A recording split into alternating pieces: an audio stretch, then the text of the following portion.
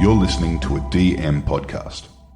We would like to acknowledge and give thanks to the traditional owners of the land we record this podcast on, the Yagara and Turrbal people, and their continued connection to the land and waterways on which we meet.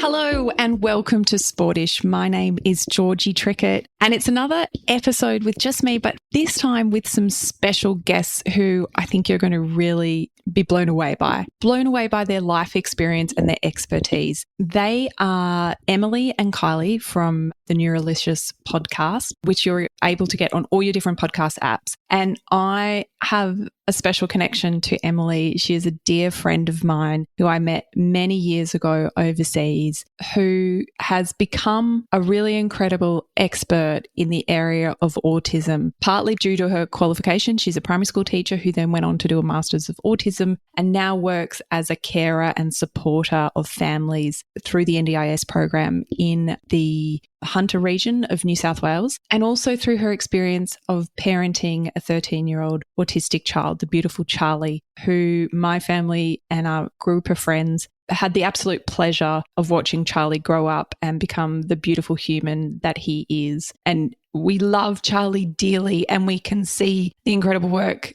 that Tim, Emily's husband, and Em and their family have done to support Charlie with his autism. And there's so much experience that Em has gleaned through that experience, as many parents of neurodiverse children will know. And so Libby and I really wanted to have this conversation with Emily and her partner in crime, Kylee, all about the settings around kids in sport when it comes to neurodiversity. What are the things we need to think about as parents, as coaches, as teammates? And what are the amazing opportunities for kids with neurodiversity to access by sport? And how do we support them with the challenging aspects? It's a great chat. Please share it with your friends. This is a conversation that we need to have more in the community. We need to create these really inclusive spaces. Being accessible for neurodiverse kids is so important, and we're just thrilled to be able to have this conversation with everyone today. Emily and Kylee, thank you so much for joining us today on Sportish. We're so excited to have actual experts and people who are working in the field of neurodiversity with us today. Em, can I start with you? How did neurodiversity become part of your life? Yeah, that's a great question. And thanks for inviting us onto the podcast. We're huge fans of the Being Sportish podcast. So it's wonderful to be here. So the story of my involvement in the neurodiverse community really started when I was young. I watched my mum, who was a teacher and a principal, be a really early adopter to understanding how you could support a child's engagement and learning in an environment by really understanding their behaviour rather than looking at it through a critical lens, looking at it through a more curious lens. And so I watched her really help a lot of kids engage in their learning environment. And then, of course, I went on to become a primary school teacher myself, which was fantastic. And I often got the chat from the principal who said, Emily, this year you've got child X and, it's going to be tricky. And I always used to think, hang on, no, look, it's probably fine. They don't have anything personally against me. That's not how I'm going to start this term and this relationship. And more often than not, I could build those really good relationships with that child, not only the child, but the family. Then, of course, going on to have a child, my eldest child, and two others after that. So after the birth of our first child, we were so thrilled and it was really exciting. And we did notice along the way in the first 12 months that he was engaging slightly differently with his world around us and us compared to his same age peers. So after some sort of self-reflection and then support from some of our community. We were overseas at the time. We moved back home and really started to get him assessed by specialists, and that eventuated in him getting a diagnosis of autism spectrum disorder and intellectual delay and ADHD. So there was a lot going on with him. And that kicked off my real special interest in particularly autism spectrum disorder and the engagement with the world around people on the spectrum. So it was fascinating. I did research degrees and then, of course, started Mumble Road, which is an autism-specific service that help not only kids on the spectrum, but kids with ADHD and lots of different needs engage with their world around them. Kylee, my understanding is that yourself personally have some lived experience with neurodiversity. Yes, that's right. So I started to work at a high school a few years ago, and I was working with kids in an inclusion program. So it was kids with diagnosis that were still in the mainstream classes. And I just started to have a lot of sort of aha moments of, I found that difficult at school. And, yes, like this page is very busy. How do you expect somebody to finish this? And I decided that I really wanted to help those kids. So I went to uni and studied occupational therapy.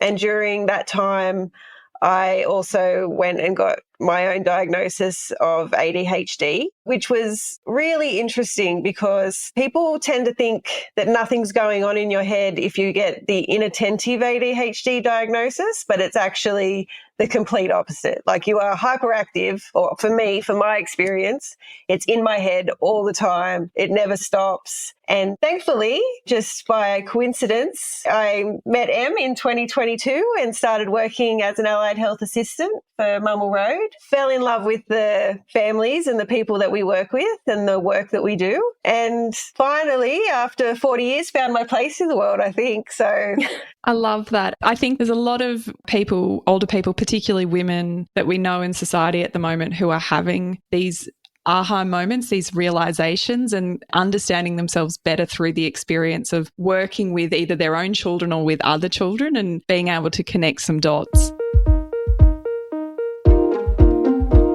Can you tell us a little bit about the access that neurodiverse kids have to organised sporting groups? Yeah, sure. Thanks for asking that question. Gee whiz, it's a really important one for communities, families and governments to be thinking about, only because of the positive impact that exercise and sport can have on all of us. Look, it is a really fascinating place to look at observationally and then combining that with the research that we have at the moment. So in terms of access, what we really notice is there's access and engagement to quite a large extent for younger children. Let's say in the under 6s and under 7 cohort, we see there's opportunities and there's engagement. So there's lots of kids doing it, which is wonderful. So we tend to see parental involvement, coaches on the field. There's lots of hands-on, plenty of movement in training, shorter games, not so many rules at that stage. So they're all things that can really help kids. However, what we notice then is that access and engagement significantly drops off after that age. So when we get to 8s, 9s, 10s, and then obviously into teenagers and adulthood, the access drops and the engagement drops significantly, and the gap continues to widen year on year, which is really an interesting space to explore because clubs are there, they're around, but it's the engagement in them that's not happening. And so what we really notice is when we look at the symptoms that can present with a diagnosis of a disorder like autism spectrum disorder and ADHD to some extent, we notice that things like coordination, motor planning, and the cognitive interaction with games can really start to impact a child's understanding of the play, the actual sport. So when those disparities get bigger, that's when we really notice that drop off. But I think I feel like we could, as a community and a country, we can work on that. I think we can overcome that, especially coming back to the fact that we know through extensive research in Australia, there's a great paper done by Tom Tutton, who was an Australian researcher and advocate for people on the autism spectrum. And his team did a great research study, and they discovered that gap widens continually into adulthood. However, the desire for those people to do sport remains consistent.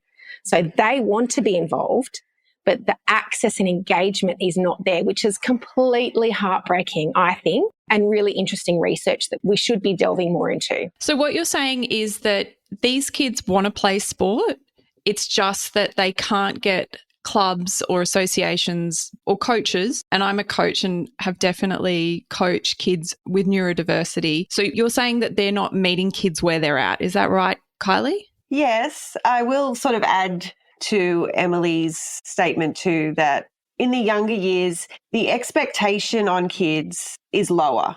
And as you grow, your expectations become higher.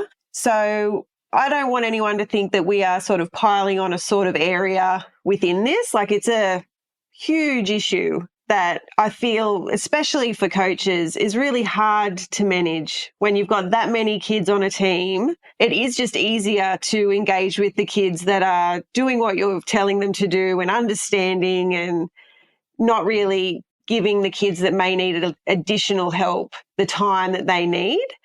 So I don't think it's such an easy sort of thing to fix as like, oh, the coach needs to give this person more attention. It's sort of, I always talk to Em about in this day and age, we've really lost the village. Like we're so time poor that we really all need to come together, I think. If we're going to meet kids where they are, then you need more adults on the field, like at training and engaging, and it needs to be more than just the parent. Like the child that we're talking about doesn't want their parent there just kicking the ball back and forth to them. Like they want another adult to actually have a buy-in to them as well.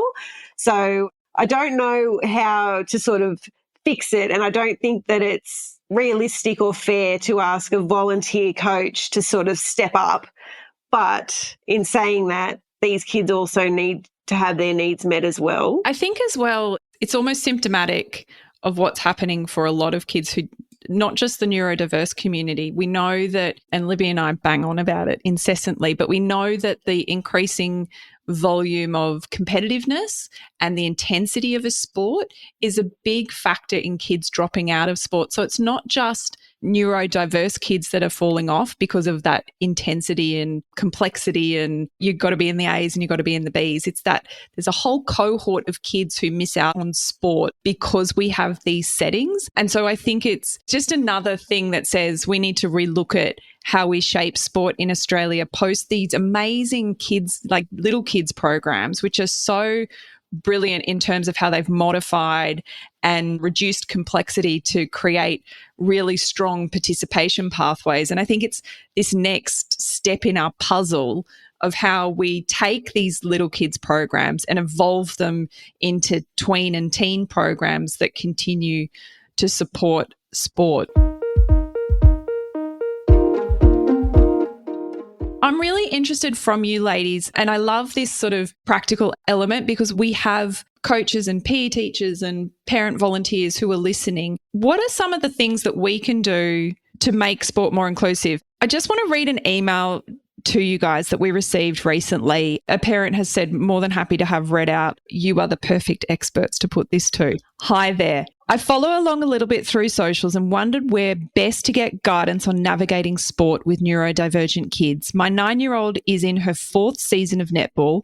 Not a bad player, but struggles with attention, mixed type ADHD. She also has an incredibly high IQ and therefore learns a bit differently to other kids.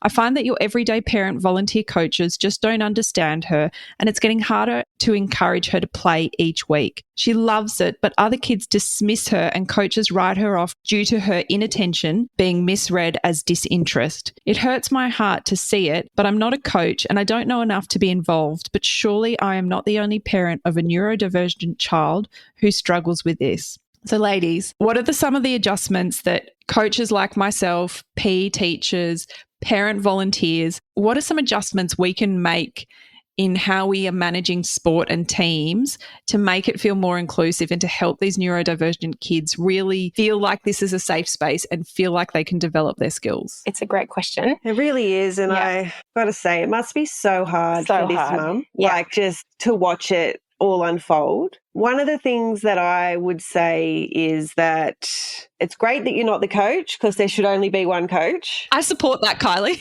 But the coach does need help and you can be coached yourself. Like you can turn up to a coach and say, I'm here, I have time, how can I help? Can I help? Because many hands make light work. And then that way you sort of see what's happening as well at training and you can do those kind of things at home with your child. I'm not a coach. I don't have the skills to be a coach. So I have a huge amount of respect, especially for volunteer coaches that step up because it's quite stressful. Yeah. And it's challenging. Like 9 is a challenging age. It is. Like, we're chatting about that. 9 is difficult. Yeah.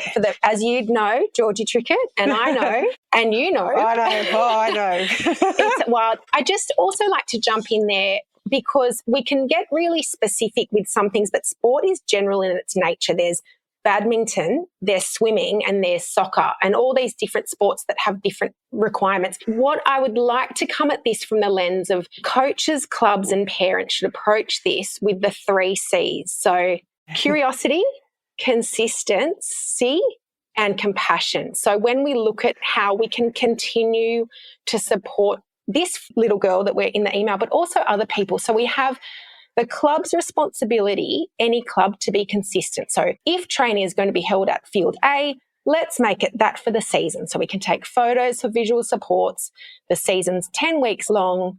This is where training is. This is where the game is. We can have a visual support for everybody so they know how long the season is and where they're training, for example, and playing. Then we look at the compassion. So when there is somebody that's not engaging in the sport and they're not having a good time, looking at it from a compassionate point of view, let's look at, is there some way that the club can help? Is it difficult to get the child out of the house? Is it difficult to get the child out of the car? Maybe there's a little piece of the puzzle that we could be looking at together. The last one is that curiosity. This is the important thing. We need to be curious when there's a barrier. So why, when we look at the inattentive symptoms of ADHD, we really need to be clear about the why and the presentation of that.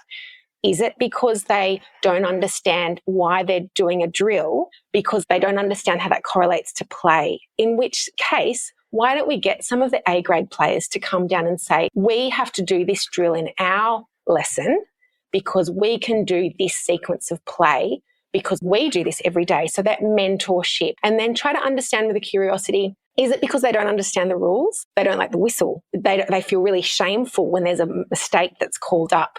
All of these things can be addressed. And when it comes to the curiosity, it's not just the club, it's also the parent. The parent might say, my child loves the warm-up.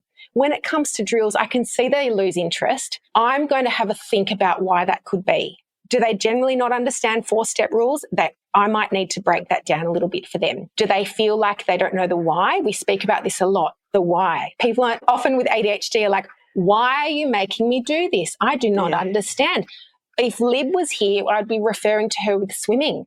You look at the swimming kids and they're doing butterfly kick on their back or like all those little drills that, of course, like Michael Phelps still has to do. He has to do it. But you can't see that. And that piece of the puzzle could help engagement as well. So curiosity is huge, not just from the coach, but also from the parent's perspective. I love that. You've helped me just work through. So in one of the teams I've coached over the last couple of years, I have had various kids with neurodiversity, and my kids have played with those children as well. And the parent helping guide me as to what I needed to do and why and how that helped their child was so incredibly helpful to have that background. And it's more because many coaches are there for all the right reasons. They want to help kids engage in sport. They want to help them build them skills, have the confidence. But because you might be coaching 10 at once, and if they're 9, it's a lot of chaos and cartwheels and like wrangling cats. And so you're trying to process a whole lot of information all at once, and there's a lot of sensory overload. So to have someone who can just say, this child needs this and this is why, is so helpful. And then you've got it. You're like, cool, when I explain this drill, I need to give this. And to be honest, there's a lot of benefit that the whole team gets from that extra layer of explanation. I think as a society, by taking these extra steps, there are lots of kids that benefit. They may not be diagnosed with anything necessarily, but like many things, I have no doubt this is a spectrum. And so there are kids who, for whatever reason, are struggling to connect with the sport they're playing, to give them that extra context, to give them a bit more scope, and to bring down A-grade players into the mix and show them why we're doing things the way we are is just so helpful for their overall experience in sport. I think that's so practical. I couldn't thank you enough for those tips. And I know that there'll be lots of parents and coaches out there that would appreciate that too. Can I just add too, Georgie, that sometimes we overcorrect when we talk about inclusion, that, well, my child requires this, like, so you have to meet this child's needs. And that sometimes can be to the detriment of the group. So for me, I like to sort of incorporate that inclusion means that we meet each other in common ground. So I think that the scheduling, like if you plan out your session, that's going to benefit everybody. So you know that this is the warm up and then we're going to do drills and then we're going to do this. That's excellent. But to say my child needs silence is not inclusive, because you're going to exclude kids that aren't able to remain silent, if that makes sense. So I really think for the good of the group, both sides need to understand that we're going to meet people's needs, but it has to be in a way that is collaborative. And I need the why with everything that I do. Like I'm not a maths head. I don't understand it because I need to know where I'm going before I can get there. So when I was playing sport when I was younger, the best coaches got the best out of me when they said, this is what I want from you and this is why. So I feel like we really do need to communicate to our kids too, the why, and really leave behind that just do as I say because I said it and I'm the coach. Which we're all a little bit guilty of saying. Absolutely. And you say it in the frustrated stages, right? So if you get ahead of the game and say the why before, you're not going to get frustrated. But I can definitely see kids on fields that just get in their head because they don't understand why they've been told to do this and they don't see the method to the coach's madness. That sort of reminded me of another point as well, when you're looking at a kid and they're like looking in the clouds or, you know, doing cartwheels. I think it's one of these opportunities that we have to identify what the skills and the talents are of the child and to start playing to those strengths. So while at those junior years, we absolutely want to circulate everybody through all the different positions in cricket and soccer and netball and all those sort of things, it is important as well, I think, as coaches and parents, that we understand where the sort of natural abilities are, because we know that in sport, we have a huge number of athletes, elite athletes, who are neurodiverse. And that has, in fact, been one of the factors that helped them to become so incredibly successful. And I think I'm now thinking about some of my players, and if I put them in a position that's really like boring because the ball doesn't come down there very much and they're inattentive, that's a bad combination. That's not going to bring out the best for the child. And sure, they need to be able to learn to manage those situations, but they're still kids. And so we've got to put the right structures around them. So maybe putting them in the dead boring position week in, week out is not a great idea. You've got to give them that mix so they can run and be engaged and not get lost in the tedium that sometimes exists in sport. I think that's really important, Georgie, coming back to that curious word again. So maybe some families might be in the routine of going to soccer every weekend because they're familiar with the club. However, is that the right sport for that child? Let's put our curious lens on and say they're actually doing a handstand or they're doing something else that may lend itself to another sport. So we're curious in that and looking at that child-centered perspective and then saying, is it something that we can reach a goal? Let's say we do want to stick with a sport. Sometimes also looking at goals that we set for kids. Sometimes a whole practice might be too long. For some kids, they might love the sport, but the goal that we're setting for them is too long. And they've themselves got a natural drive to do that sport, but it's just maybe they just need a bit of a shorter practice. But to keep them in the sport forever and to become adult athletes and possibly excellent athletes, we might need to tone back that expectation of time or activities. And that's another really important thing because we want people to be involved in sport forever. And I think that sometimes when you see a very active child, there's an assumption that you want them to be in like this frantic sport. But let's put on our it might not be the best fit. And I think sometimes that we were having this conversation exactly this morning. We were saying the parental expectations, not only in the choice of sport, but the engagement level in sport is something we as parents really need to check ourselves with as well. And then say, what is their goal for themselves? Do we want them just to have some movement? Do we want them to get to the Olympics? Are they capable of doing either one of those? What can I be doing at home to help them reach that goal? And just again, on this note, I just want to refer back to a previous topic that we were talking about with the modifications in lessons. We did speak about goals. If there was something that a child was working towards, it is a great idea to get their whole team on board. This could be an opportunity for their OT to come to sport practice and say, Georgie would benefit from X, Y, and Z, but the whole team can do that particular thing. And we set it up like this. So we get the whole team working towards that particular goal. And it is directed for a child, but we look at it how the whole team can also benefit from that strategy. And you've got a really neat system there. Therapy, inclusion, sport, all the kids are benefiting, and that's a really sensible way of getting really great and worthwhile engagement in sport. Girls, I just learn every time you talk, I'm like frantically taking note. I mean, that's just brilliant. As a coach, again, then you're bringing in another support person to help you develop the team. And that's only can be seen as a positive thing. These sort of conversations are just so beneficial. Can you tell us a little bit about your Neurolicious pod, what it's all about, when it's coming out, where we can find it? Because I have no doubt that there will be people in our community who want to have more than just sports conversations when it comes to neurodiversity. Yeah, definitely. Well, thanks for asking about that. As we were talking about, we have a clinical role, both of us, normal day-to-day job, and we get to see families for, about an hour and really engage with them. But sometimes it might not be a great moment for a parent to be receptive to information. They might be stressed. We might need more time. There's a whole system of information around the topic we're trying to talk to them about. And we always leave our sessions going, we need more time with them. Yeah. There's so much more I need to tell them about this topic. So we were thinking. Without having to bill them for Without it. having to bill them. So we could sit there all day and bill them, but that's also, not fun. No. And so we were thinking, how can we disperse our information in a way that parents can access when they're feeling calm, when they're feeling ready to listen to shared stories and also useful information at a time when they're ready to engage with it, because it's not all the time parents of neurodiverse kids are feeling like, great, I want to dive into this. Yeah, I also joke and just say that I'm the personality hire. I come to the podcast and I just tell you about all the things that didn't work for me that week, or what are they? Our nail it and fail it. Yeah, we do nailing it and failing it each week. And I just like to give the reality check of how hard it is at times, because sometimes when you're living a life, you think that you're on your own and that everybody else is doing so well at everything and just nailing it.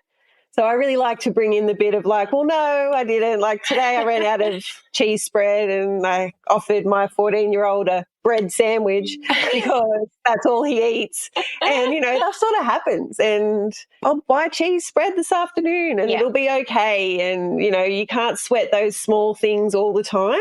That's resilience building, isn't it? He didn't see it like that. He saw it as the ultimate failure. He's like, cheese spread, that's all you need. How do you not have? It's like, well, Yeah, that is the other thing, Georgie, is that we know a lot. We've done a lot of study in this field. We are considered experts. That's horrifying. I hate that. But you are. You really are. And yet when it comes to our lives, it's messy. Yeah. And people need to see that Kylee has a lifelong diagnosis with ADHD. She has to work on that all the time, how she engages with her world. It's not going to go away tomorrow. My son has a lifelong diagnosis that is not going to go away tomorrow. It's a continual moving feast of challenges and also successes and wins. So we really need to bring that to the fore and say, you're not failing it. Like everyone fails.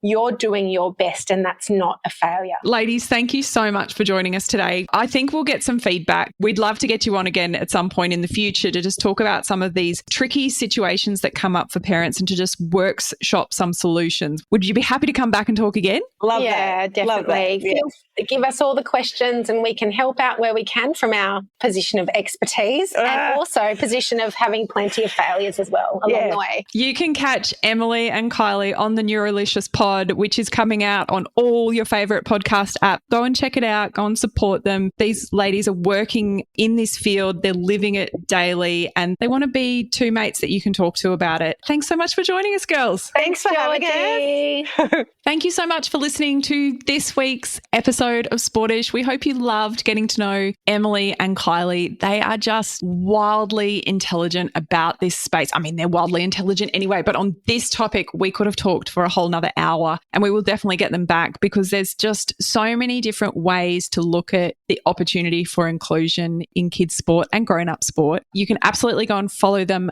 at their Instagram and go and follow their podcast. We will put all those details in the show notes. Thanks again. We will be back in your ears next week. Bye.